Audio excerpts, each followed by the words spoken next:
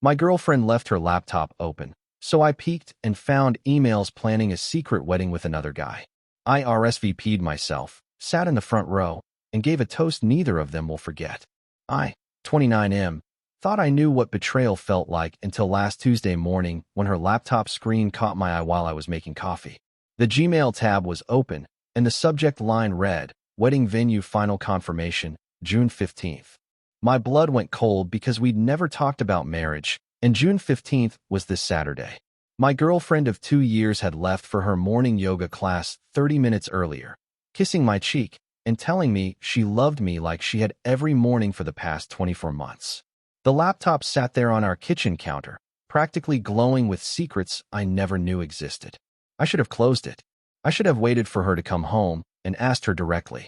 Instead, I clicked on that email and watched my entire world crumble in real time.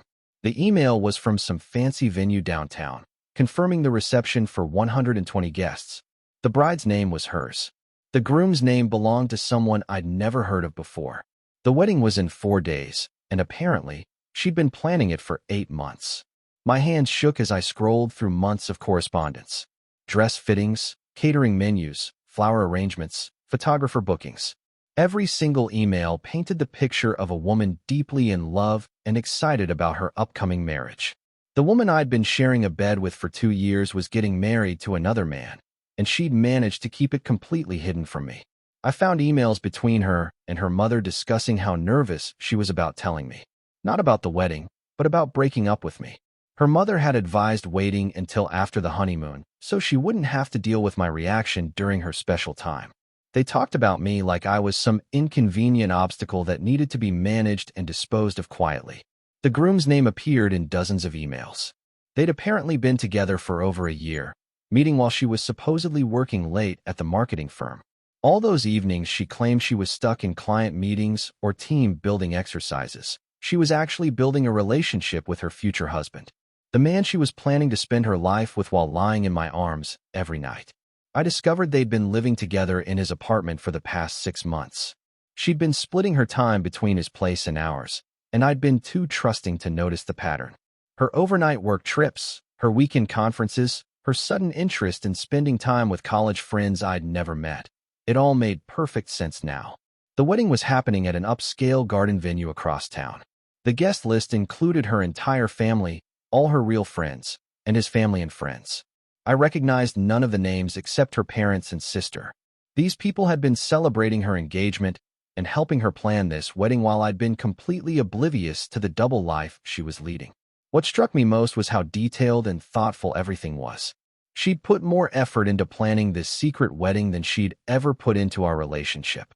The flowers were her favorites. The menu included all her preferred foods, and she'd even arranged for a string quartet to play during the ceremony.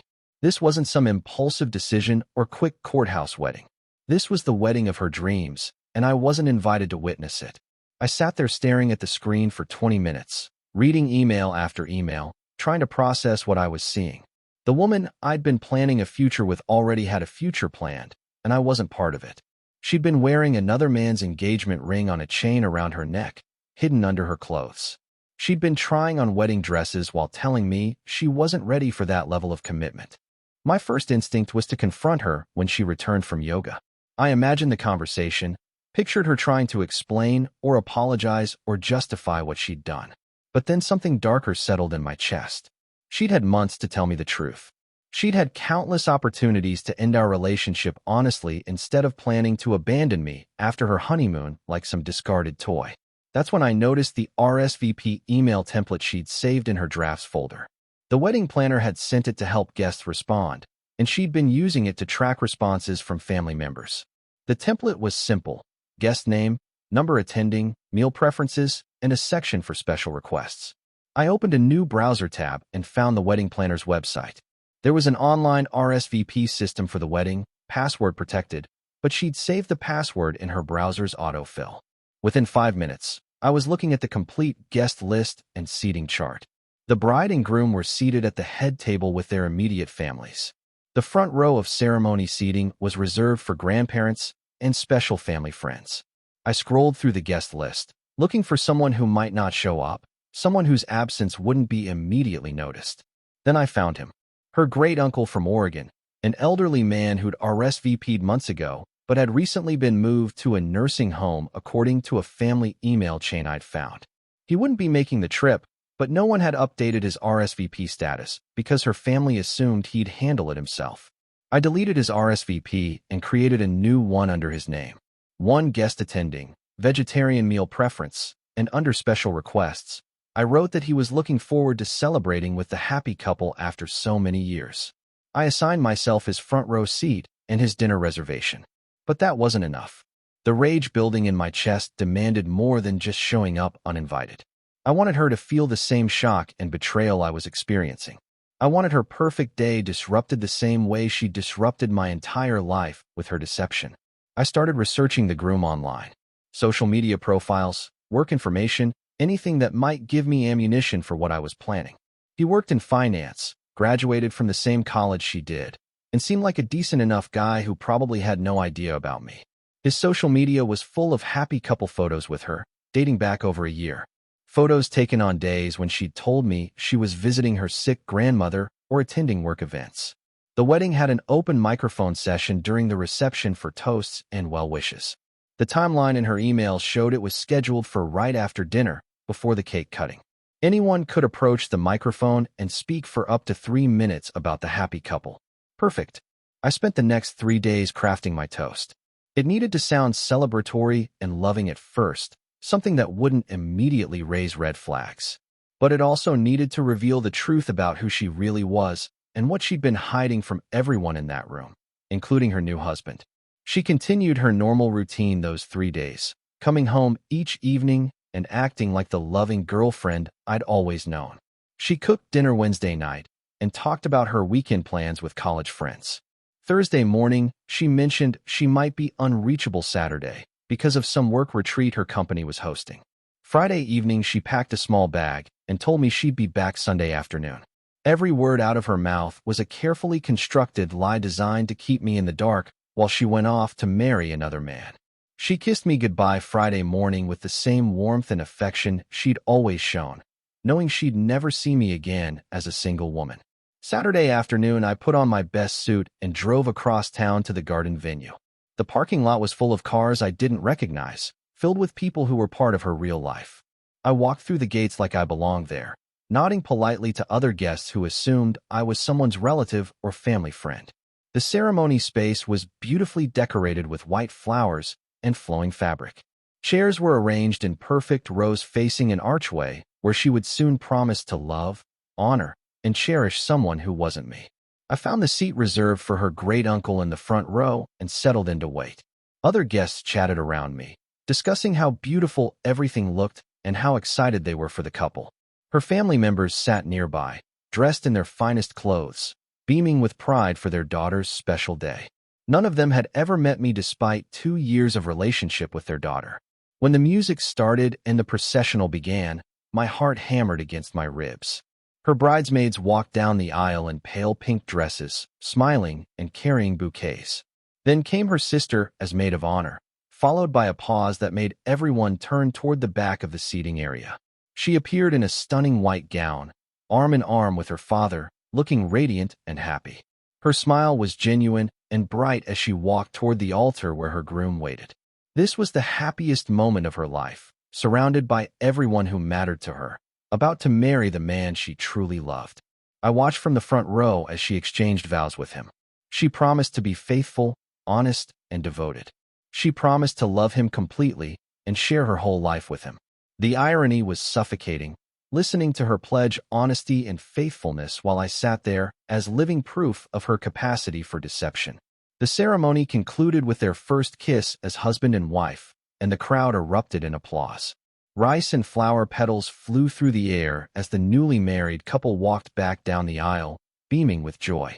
She looked right at me as she passed my front row seat, and I saw the exact moment recognition hit her features.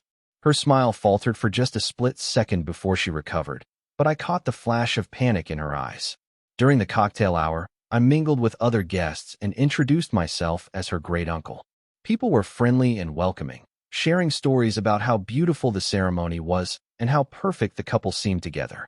Her parents approached me to express their gratitude for making the trip despite my recent health challenges. I watched her across the garden, accepting congratulations and posing for photos, but I could see her stealing glances in my direction. She was trying to figure out how I'd found out and what I was planning to do. The uncertainty was eating at her, which was exactly what I'd hoped for. Dinner was served at elegantly decorated tables, and I found my assigned seat among family friends who welcomed me warmly. The conversation flowed easily as people shared memories and offered well wishes for the marriage. The food was excellent, exactly the kind of elevated cuisine she'd always preferred when we dined out together. As the evening progressed, I could see her growing more anxious. She kept looking toward my table, trying to catch my eye or gauge my intentions. Her new husband seemed oblivious to her distraction, happily enjoying his wedding reception and chatting with guests. He had no idea that his wife's secret boyfriend was sitting 20 feet away, preparing to deliver some unexpected news. When the dinner plates were cleared and the microphone was set up for toasts, my pulse quickened. The best man went first, sharing funny stories about the groom's bachelor days and expressing his confidence that this marriage would last forever. Her sister followed with a heartfelt speech about watching her find true love and happiness. Several other family members and friends took turns at the microphone, each offering sweet sentiments and marriage advice. The crowd was warm and receptive, laughing at appropriate moments and offering supportive applause after each speech. The atmosphere was exactly what you'd want at a wedding reception, joyful, loving, and celebratory. When there was a lull in the volunteer speakers, I stood up and walked toward the microphone. I could feel her eyes burning into my back as I approached, but I didn't turn around. The wedding planner handed me the microphone with a smile and encouraged me to share my thoughts about the happy couple. I looked out at the crowd of faces, all turned toward me expectantly. These people had no idea what they were about to hear. They thought I was just another family member offering congratulations and wisdom for the marriage. I started by introducing myself as someone who had known the bride very well and had watched her relationship develop over the past couple of years. I mentioned how impressed I'd been by her ability to balance multiple commitments and maintain different relationships simultaneously. The crowd nodded approvingly, assuming I was talking about work-life balance or family obligations. I continued by praising her organizational skills and attention to detail, noting how she'd managed to keep various aspects of her life completely separate and compartmentalized. I expressed admiration for her ability to make everyone in her life feel special and important, even when they had no idea about the other people she was juggling. The audience was still smiling and nodding, but I could see confusion starting to creep into some faces.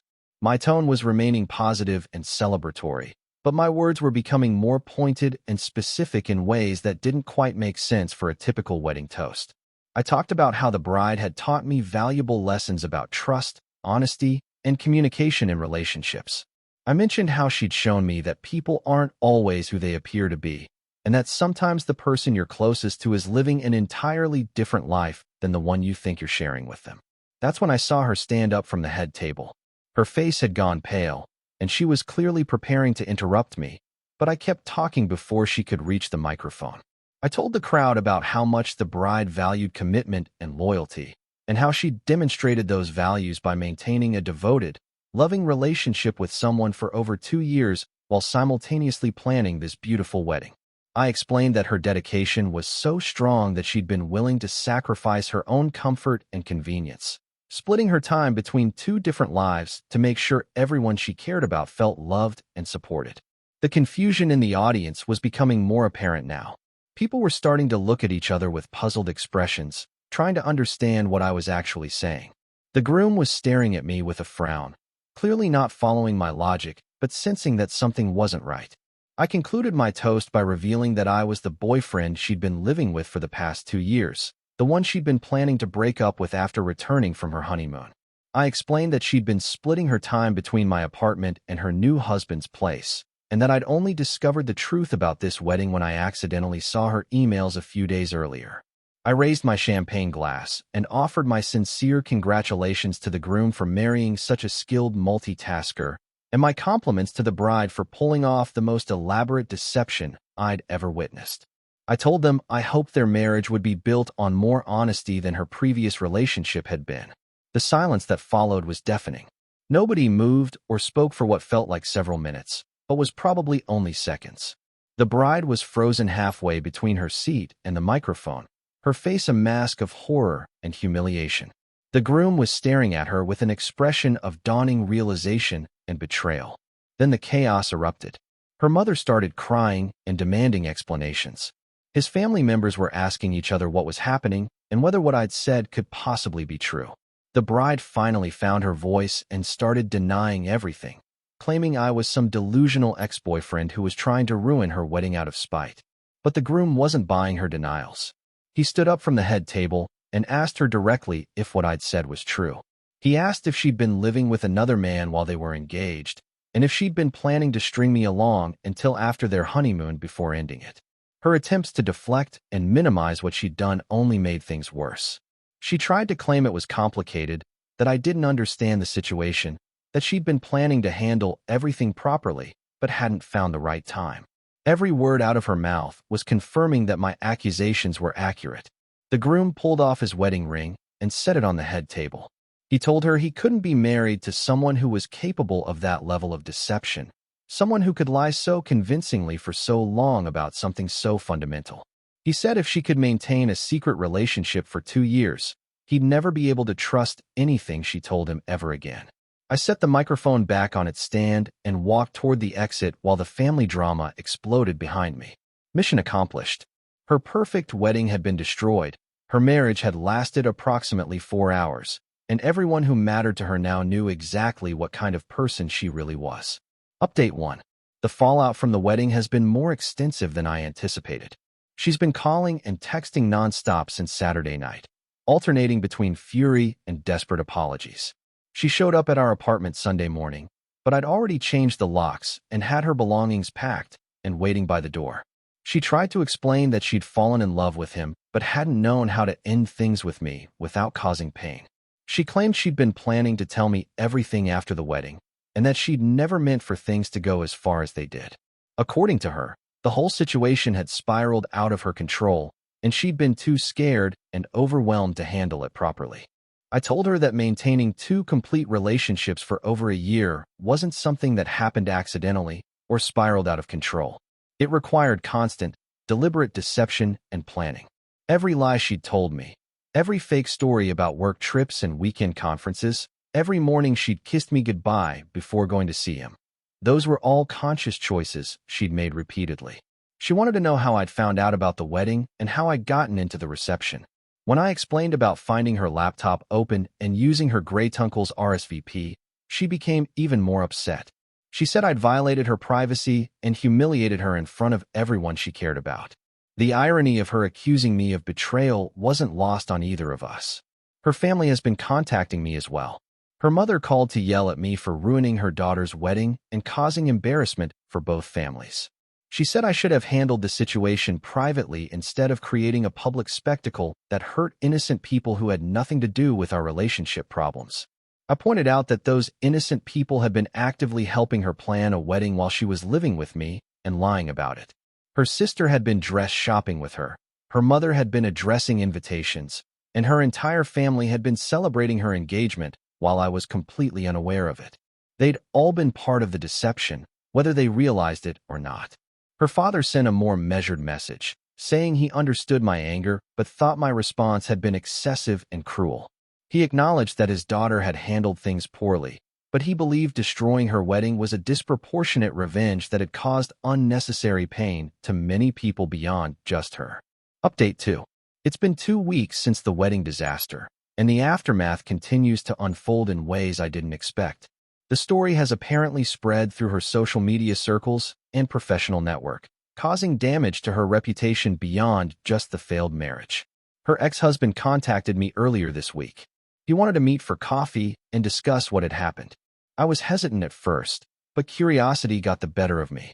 We met at a neutral location, and he turned out to be a decent guy who was as shocked by her deception as I had been. He told me that she'd painted me as an abusive ex-boyfriend who had been stalking and harassing her. According to her version of events, I'd been refusing to accept that our relationship was over, and she'd been afraid to tell me about her new relationship because she feared I might become violent or dangerous. She'd claimed she was living with me temporarily because she had nowhere else to go, not because we were in an active relationship. This revelation hit me harder than I expected. Not only had she been lying to me about him, but she'd been lying to him about me in ways that made me sound like a threat to her safety. She'd constructed elaborate deceptions for both of us, painting herself as the victim in both scenarios while manipulating us both. He showed me some of the text messages she'd sent him over the past year. Messages where she complained about having to deal with my supposed harassment and obsession. Screenshots where she claimed I was showing up at her work or following her around town. All complete fabrications designed to explain why she couldn't fully commit to living with him or why she sometimes seemed distracted or unavailable. The depth of her deception was staggering. She hadn't just been maintaining two relationships. She'd been maintaining two completely different versions of reality. In his world, she was an innocent victim trying to escape a dangerous ex. In mine, she was a devoted girlfriend who was committed to our future together. He thanked me for exposing the truth, even though the method had been dramatic and painful. He said he'd been planning to suggest they start trying for children during their honeymoon, and he was grateful to discover her capacity for deception before they'd brought kids into the situation. He'd dodged a massive bullet, even if it hadn't felt that way at the time. We ended up talking for over 2 hours, comparing notes about her behavior and trying to piece together the timeline of her double life. It was surreal, bonding with someone over the ways we'd both been manipulated and lied to by the same person. Update 3. A month has passed since the wedding, and I'm finally starting to process everything that happened. The immediate anger and desire for revenge have faded, leaving behind a strange mix of relief, sadness, and something that might actually be gratitude. She stopped contacting me after the first week, probably on advice from friends or family who told her to cut her losses and move on. I heard through mutual acquaintances that she'd moved back in with her parents temporarily while she figured out her next steps. The apartment she'd been sharing with her almost husband was his lease, so she'd lost both of her living situations simultaneously. The professional consequences have been significant too. Several co-workers who attended the wedding have been treating her differently, and the story made its way to her supervisors. While she won't be fired for her personal life choices, the revelation about her capacity for long-term deception has apparently raised questions about her trustworthiness in client-facing roles. I've been reflecting on the 2 years we spent together, trying to identify signs I might have missed or red flags I should have noticed. The truth is, she was exceptionally good at compartmentalizing and maintaining her different personas. If her laptop hadn't been left open that morning, I might never have discovered the truth until she disappeared after her honeymoon. Some people have told me that my revenge was too harsh, that I should have confronted her privately or simply walked away without causing such public humiliation. Others have said she deserved everything she got and that her almost husband needed to know what kind of person he was marrying. Honestly, I'm not sure how I feel about it anymore. In the moment, the betrayal was so shocking and painful that complete exposure felt like the only appropriate response. She'd been planning to discard me like garbage after using me for 2 years, so destroying her perfect day felt like justice. But now I wonder if I did it for the right reasons, or if I was just lashing out from a place of hurt and anger. The revenge felt satisfying in the moment, but it didn't actually heal the damage she'd done or make me feel better about being deceived for so long. What I do know is that both her ex-husband and I are better off knowing the truth about who she really is. A person who can maintain that level of deception for that long, who can look you in the eye every day while living a completely different life behind your back, isn't someone who can be trusted with your heart or your future. The wedding toast might have been dramatic and vindictive, but it accomplished something important. It revealed the truth to people who deserve to know it. Her family, his family, and all their friends now understand exactly what kind of person she is and what she's capable of when it serves her interests. I'm moving forward with my life now, smarter and more cautious about trust, but not bitter or broken. She taught me valuable lessons about paying attention to inconsistencies and trusting my instincts when something feels off. Those lessons came at a painful price, but they'll serve me well in future relationships. Sometimes I wonder what would have happened if I'd just confronted her privately that morning instead of planning the wedding ambush. Would she have told me the truth? Would she have called off the wedding? Would she have chosen him over me? Or tried to convince me to wait while she figured things out? I'll never know the answers to those questions, and I'm okay with that. What matters is that the truth came out, justice was served in its own dramatic way, and two people who deserved better than her deception are now free to find genuine love with honest partners. The whole experience taught me that revenge can be satisfying, but it's not healing. What healed me was time, reflection, and eventually understanding that her capacity for deception said nothing about my worth as a partner and everything about her character as a person. I'm grateful now that her laptop was open that morning, not because it gave me the opportunity for revenge, but because it saved me from wasting any more years of my life with someone who was never really mine to begin with. If you'd like to see more stories like this, a gentle tap on the subscribe and hype button would mean the world to us. Please subscribe and press the hype button. Thanks in advance.